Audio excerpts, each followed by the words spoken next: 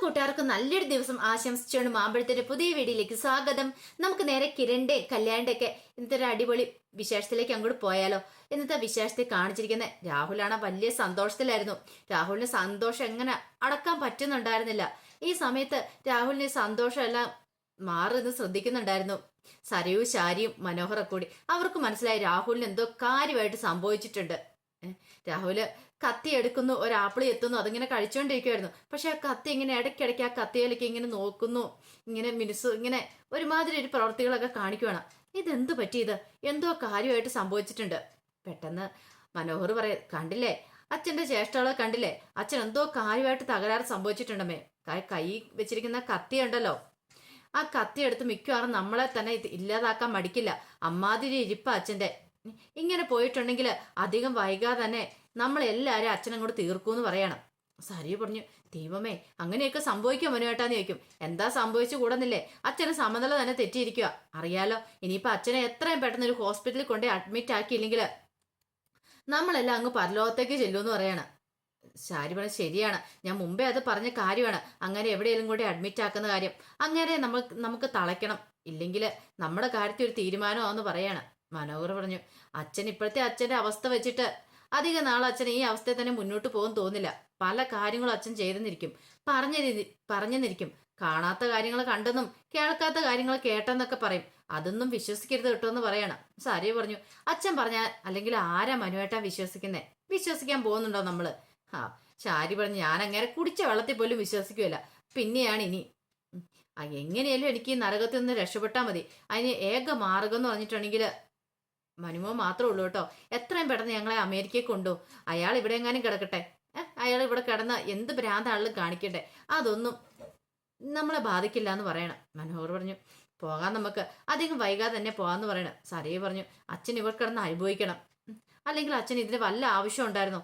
ഇപ്പൊ തന്നെ കണ്ടില്ലേ സ്വത്ത് കൈവിട്ട് പോയി എന്നറിഞ്ഞപ്പോ ഇവിടെ ഒരു സമാധാനം ഇല്ലാതിരിക്കുക. അച്ഛന് വല്ല കുഴുക്കം എന്ന് നോക്കിയേ, അച്ഛൻ എത്ര സന്തോഷമാണെന്ന് നോക്കാൻ പറയാണ്. ശരിയാ, നമുക്ക് മാത്രം ആദ്യമുള്ളൂ, പറഞ്ഞിട്ട് കാര്യമില്ല മോളെ. അയാൾക്ക് നമ്മളെക്കുറിച്ച് ഒരു ചിന്തയില്ല എന്ന് പറയാണ്. ആ താരെന്ന് പറയുന്ന സ്ത്രീ ഉണ്ടല്ലോ, അവിടെ വന്നതിന് ശേഷമാണ് ഇങ്ങനെയൊക്കെ അച്ഛനീ മാറ്റം ഉണ്ടായിരിക്കുന്നത്. ഇതിനു മുമ്പ് ഒരു കുഴപ്പമില്ലായിരുന്നു മനുഷ്യനാ. അവൾ എന്ത് കൂടാത്രമാണോ രാഹുലേട്ടന് വേണ്ടി ചെയ്തു വെച്ചിരിക്കുന്ന അറിയത്തില്ല. ഒരു ദിവസം അവളെ എൻ്റെ കയ്യിൽ കിട്ടും, അത് ഞാൻ കാണിച്ചു കൊടുക്കുന്നുണ്ടെന്ന് പറയണം. ഈ സമയം മനോഹർ പറഞ്ഞു, അല്ല അമ്മ എന്തിനാ അവരെയൊക്കെ വെറുതെ കുറ്റപ്പെടുത്തുന്നേ? അച്ഛനെ പറഞ്ഞാൽ മതിയല്ലോ. അച്ഛൻ്റെ ഈ സ്വഭാവത്തിൽ തന്നെ എന്തൊക്കെയോ മാറ്റമുണ്ട്. ഇങ്ങനെ പോവുകയാണെങ്കിൽ അച്ഛൻ നമ്മളെ മാത്രമല്ല പുറത്തിറങ്ങി ആരെയൊക്കെ ഉപദ്രവിക്കും. അതിനു മുമ്പ് നമുക്ക് എങ്ങനെ അച്ഛനെ രക്ഷപ്പെടുത്തി എടുക്കണ്ടേന്ന് ചോദിക്കുകയാണ്. രക്ഷപ്പെടുത്തി എടുത്തിട്ട് എന്ത് ചെയ്യാനാ, അങ്ങനെ അവിടെ അങ്ങനെ പോയി കിടക്കട്ടെ, അങ്ങനെ വല്ല പ്രാന്താശുപത്രിയിലും കൊണ്ടുപോയിട്ട് നമുക്ക് നമ്മുടെ വഴി നോക്കി പോകാന്ന് പറയാണ്. മനോഹറിന് മനസ്സിലായി, ചക്കിക്കൊത്ത് ശങ്കരൻ എന്ന് പറഞ്ഞ പോലെ തനിക്ക് കിട്ടേണ്ട തന്നെയാ കിട്ടിയേക്കുന്നുള്ളത്. താൻ പറയുന്നത് ഇനി ഇവര് വിശ്വസിക്കുള്ളൂ. ഒരു കാരണവശാലും ഇപ്പൊ രാഹുൽ ആ ദുഷ്ടൻ എന്തൊക്കെ പറഞ്ഞു പറഞ്ഞാലും തന്റെ കല്യാണമെന്നോ തന്നെ വേറൊരു പെണ്ണിനും വെച്ച് കണ്ടെന്ന് പറഞ്ഞാൽ പോലും ഒരിക്കലും വിശ്വസിക്കാൻ പോകുന്നില്ലെന്ന് മനോഹറിന് മനസ്സിലായി. പിന്നീട് കാണിക്കുന്ന രജിസ്റ്റർ ഓഫീസിൽ ഇങ്ങനെ എല്ലാവരും ഇങ്ങനെ നിൽക്കുമായിരുന്നു. പക്ഷെ ഇതുവരെയായിട്ടും വന്നിട്ടില്ല അവരൊന്നും. തന്നെ ഇത്രയും താമസിക്കുന്നേ. അപ്പൊ കിരണിന്റെ അടുത്തേക്ക് ചന്ദ്രസാനം വരുവാണ്. കിരണിനോട് ചോദിച്ചു, അല്ല ആൽബി എങ്ങാനും വിളിച്ചായിരുന്നോ മോനെന്ന് ചോദിക്കുകയാണ്. ഇല്ല അച്ഛാ, എന്താ എന്തു പറ്റി? അല്ല ഇതുവരെ ആയിട്ടും അവരെ കുറിച്ച് ഒരു വിവരം കിട്ടുന്നില്ല.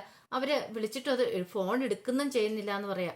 അതെന്താ വെച്ചാ അങ്ങനെ വരാൻ വഴിയുള്ളല്ലോ, എന്താന്ന് അറിയത്തില്ല എന്ന് പറയാണ്. ഇനിയിപ്പൊ എന്തെങ്കിലും വഴിക്ക് വല്ല എന്തേലും വണ്ടിക്ക് വല്ല ഡാമേജോ അല്ല ബ്രേക്ക് ഡൗണോ അങ്ങനെ എന്തേലും ഉണ്ടായോ? അങ്ങനെ ആയിട്ടുണ്ടെങ്കിൽ അവര് വിളിച്ചു പറയണ്ടില്ലേ, അവർക്ക് അറിയാലോ, സമയമൊക്കെ അറിയാലോ എന്ന് പറയാണ്. ഈ സമയത്ത് അങ്ങോട്ട് കല്യാണി വരുന്നുണ്ട്. കല്യാണി മുഖം വല്ലാതിരിക്കുന്നുണ്ടായിരുന്നു. എന്ത് പറ്റി കല്യാണി, നിന്നെ മുഖം എന്താ വല്ലാതിരിക്കണേന്ന് ചോദിക്കണം. ഒന്നുമില്ല കിരണേട്ടാന്ന് പറയാണ്. ഇതിപ്പോ കല്യാണി അടുത്തേക്ക് ദീപയും കൂടെ അങ്ങോട്ട് വന്നു. ദീപയ്ക്കാണെങ്കിൽ ഒരു വെപ്രാളമൊക്കെ മുഖത്ത് കാണുന്നുണ്ടായിരുന്നു. ഇത്ര സമയത്ത് അവരെ കാണാതെ വന്നു കഴിഞ്ഞപ്പോഴത്തേനും എല്ലാവർക്കും ഒരു ആദ്യമൊക്കെ ആയി തുടങ്ങിയിട്ടുണ്ട്. അപ്പം ദീപയുടെ അടുത്തേക്ക് കല്യാണി എന്നിട്ട് പറഞ്ഞു, അതെ അമ്മ എനിക്ക് പേടിയാണെന്ന് പറയാം. മോള് സങ്കടപ്പെടല്ലേ, അങ്ങനെ ഒന്നും സംഭവിക്കില്ല എന്ന് പറയാം. അപ്പൊ കിരൺ പെട്ടെന്ന് ചോദിച്ചു, എന്താ അമ്മേ, എന്താ കാര്യം എന്ന് ചോദിക്കുകയാണ്. അപ്പൊ ചന്ദ്രസേനും അതിനെ കുറിച്ച് ചോദിക്കുകയാണ്. അല്ല മോനെ, അത് എന്താണെങ്കിലും തുറന്നു പറ. കല്യാണി മോൾ ഒരു സ്വപ്നം കണ്ടായിരുന്നാ പറഞ്ഞേ, മോന്റെ കാറ് പൊട്ടിത്തെറിക്കുന്ന ഒരു സ്വപ്നം കണ്ടായിരുന്നു. ഇത് കേട്ടത് ഇവരെല്ലാവരും ഞെട്ടി. എന്നിട്ട് എന്താ കല്യാണി, നീ ഇതുവരെയായിട്ട് ആ സ്വപ്നത്തെ കുറിച്ചൊന്നും പറഞ്ഞില്ല? അല്ല അങ്ങനെ കണ്ടാലും അതൊന്നും സത്യമാവില്ലല്ലോ, വെറുതെ എന്തിനാ നിങ്ങളെ കൊണ്ട് വേദനിപ്പിക്കുന്നു കരുതിയാ ഞാനതിനെ കുറിച്ച് പറയാമെന്ന് പറയാണ്. ദേവി പറഞ്ഞു, അങ്ങനെയൊന്നും സംഭവിക്കില്ലെന്നേ. ഞാൻ സർവ്വദൈവങ്ങളെയും വിളിച്ച് പ്രാർത്ഥിക്കുന്നതല്ലേ, പോരാത്തൻ രാവിലെയും കൂടെ പോയി പ്രാർത്ഥിച്ചിട്ട് വന്ന സോണിമോൾക്ക് നല്ലൊരു ജീവിതം കിട്ടാനായിട്ട്. പിന്നെ അങ്ങനെ ഒരു സ്വപ്നം കണ്ടെന്നോർത്ത് അതൊന്നും ബലിക്കണമെന്നില്ലെന്ന് പറയാം. കല്യാണിയും പറയും ശരിയാ കിരണേട്ടാ, അതങ്ങനെയൊന്നും ബലിക്കില്ല. നമുക്ക് കണ്ടിട്ടുണ്ടെങ്കിൽ വേറുള്ളവർക്കാന്നല്ലേ പറയണേ, അതുകൊണ്ട് നമുക്ക് അങ്ങനെയൊന്നും സംഭവിക്കില്ല എന്ന് പറയാം. പക്ഷെ എന്നാലും കിരണിന്റെ ഉള്ളിലും ചന്ദ്രസേന്റെ ഉള്ളിലും ഒരു ആദ്യമൊക്കെ ഉണ്ടായിരുന്നു. ഈ സമയത്ത് സോണി ഇങ്ങനെ ആലോചിച്ചുകൊണ്ട് നിൽക്കുക. അപ്പൊ രൂപ അങ്ങനെ ചെന്നിട്ട് പറഞ്ഞു, എന്താ മോളെ നിന്റെ മുഖം ഇങ്ങനെ ഇരിക്കുന്നേ, അവരിപ്പോഴും കൂടെ എത്തില്ല എന്ന് ചോദിക്കുകയാണ്. എനിക്കറിയില്ലമ്മേ, എനിക്ക് വല്ലാത്തൊരു സങ്കടവും ബുദ്ധിമുട്ടും ഒക്കെ തോന്നുവാണ്. എന്തോ സംഭവിക്കാൻ പോകുന്നൊരു ചിന്ത ഉണ്ടാവുകയാണ്. എന്തേ നിന്റെ കല്യാണം എന്നുള്ള ചിന്ത വേണമെന്ന്, നല്ല സന്തോഷത്തോടെ ഇരിക്കട്ടെ, കല്യാണ പെണ്ണ അവരിപ്പോഴും കൂടെ എത്തൂല്ലെന്ന് പറയാണ്. എന്നാലും എന്തായിരിക്കും ഇത്ര സമയത്ത് എത്താത്തെ, അച്ഛനോടൊന്ന് പറ, അവരെ ഒന്ന് വിളിച്ചു നോക്കാം പറയാണ്.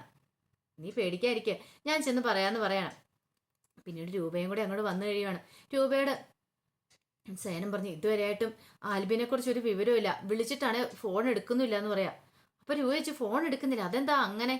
അറിയത്തില്ല, ഒരു കാര്യം ചെയ്താലോ, ഞങ്ങൾ ആരും പോയൊന്ന് അന്വേഷിച്ചാലോ എന്ന് ചോദിക്കുകയാണ്. പെട്ടെന്ന് രൂപയ്ക്ക് ഒരു സംശയപ്പോയി, ഇനിയിപ്പോൾ അയാളെങ്ങാനും എന്തേലും പണി ഒപ്പിച്ച് കാണുമോ രാഹുലേട്ടാ.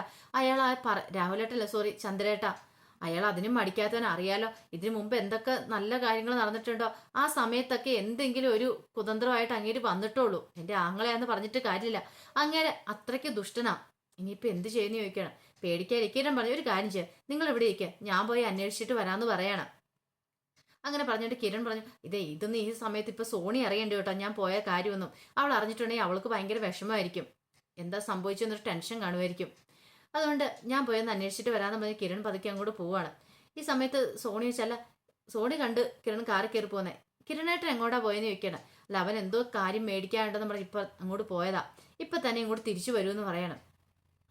സോണി പറഞ്ഞു, ഇതുവരെയായിട്ട് കണ്ടില്ലല്ലോ, ഞാനൊന്ന് ആൽബേട്ടനെ വിളിച്ചു നോക്കട്ടെ എന്ന് പറയാണ്. വേണ്ട മോളെ, അവരിപ്പോഴും കൂടെ എത്തും, മോള് വിളിക്കണ്ടെന്ന് പറയാണ്. പിന്നീട് സോണിക്ക് ഒരു സമാധാനം ഉണ്ടായിരുന്നില്ല. സോണി അടുത്ത് ഇന്നലെ വൈകുന്നേരം തന്നെ വിളിച്ച, ഇത്ര താമസം ഉണ്ടെങ്കിൽ ഒന്ന് വിളിച്ചു പറയേണ്ട ആൽബേട്ടൻ, പക്ഷെ വിളിച്ചിട്ടുമില്ല. ഇനി വല്ല അപകടങ്ങളൊക്കെ ഉണ്ടായി കാണുമെന്നൊരു ഒരു സങ്കടം വരുന്നു സോണിയുടെ ഉള്ളിലെന്ന് പറഞ്ഞിട്ടുണ്ടെങ്കിൽ. ഈ സമയത്താണെങ്കിൽ രാഹുൽ ഭയങ്കര സന്തോഷത്തോടെ തൻ്റെ ഗുണ്ടകളെ വീണ്ടും വിളിക്കുകയാണ്. വീണ്ടും വിളിച്ചിട്ട് അമ്മയോടിച്ചു, നിങ്ങൾ എവിടെയാന്ന് ചോദിക്കണം. സാറേ ഞങ്ങൾ തൊട്ടപ്പുറത്ത് മാറി തന്നെ ഉണ്ടെന്ന് പറയണം. കാര്യങ്ങളുള്ള ഓക്കെ ആണല്ലോ എന്ന് ചോദിക്കണം. എല്ലാം ഓക്കെയാ സാറേ, ആ എമൗണ്ട് മാത്രം സാർ ഇങ്ങോട്ട് ഇട്ട് തന്നാൽ മതി എന്ന് പറയാണ്. ഇനിയിപ്പോൾ സാറിന് ആരെക്കൊണ്ട് ഒരു ഉപദ്രവങ്ങളൊന്നും ഉണ്ടാവില്ലെന്ന് പറയാം. ഇത് കേട്ട് കഴിഞ്ഞപ്പോഴത്തേന് രാഹുൽ അവിടെ നിന്ന് പൊട്ടിച്ചിരിക്കുക. രാഹുലിന് സന്തോഷം അടക്കാൻ പറ്റില്ല. ഇനിയിപ്പോൾ അടുത്ത് മനോഹരേ, എൻ്റെ മരുമോനെ, ഇനി നിന്റെ ഊഴമാണ് അടുത്ത്, നിനക്ക് വേണ്ടിയിട്ടാണ് ഞാൻ പണിത് വെച്ചിരിക്കുന്നത്. അധികം വൈകാതെ തന്നെ ആ ഒരു സന്തോഷ വാർത്തയും കൂടെ എന്നെ തേടി എത്തുമെന്ന് പറയണം. അങ്ങനെ രാഹുൽ ഇതെല്ലാം ഓർത്ത് സന്തോഷിച്ചിരിക്കുക. അപ്പൊ അതിന്റെ വിശേഷങ്ങളൊക്കെ നമ്മളിന്ന് കാണാൻ പോകുന്നത്. ഇനിയിപ്പോൾ എന്തൊക്കെ സംഭവിക്കുമെന്ന് അറിയാൻ പറ്റുന്നില്ല. അപ്പൊ എന്റെ ഫുൾ വിശേഷം വന്നിട്ടില്ല. ഫുൾ വിശേഷം വന്നു കഴിയുമ്പോൾ അതും കൂടെ കൂട്ടിയാൽ അപ്ലോഡ് ചെയ്യാട്ടോ. അപ്പോൾ ഒരു കാരണവശാലും ആൽബിക്കൊന്നും സംഭവിക്കില്ല. ഇനിയിപ്പോൾ അഗസ്റ്റിനോ അവരുടെ ആൽബിയുടെ അച്ഛൻ എന്തെങ്കിലും സംഭവിച്ച പോലും ആൽബി രക്ഷപ്പെടുത്തുള്ളൂ. സോണയുടെ കഴുത്തിൽ താലി ചാർത്തും. അതിന്റെ നല്ല വിശേഷമൊക്കെ നമുക്ക് കാത്തിരിക്കാം കേട്ടോ. അപ്പോൾ വൈകുന്നേരം വരുമ്പം തന്നെ ഇതിന്റെ ഫുൾ വിശേഷം ഞാൻ അപ്ലോഡ് ചെയ്യാം കേട്ടോ. ഒരിക്കൽ കൂടി എല്ലാവർക്കും നല്ലൊരു ദിവസം ആശംസിച്ചുകൊണ്ട് നിർത്തുന്നു. നന്ദി.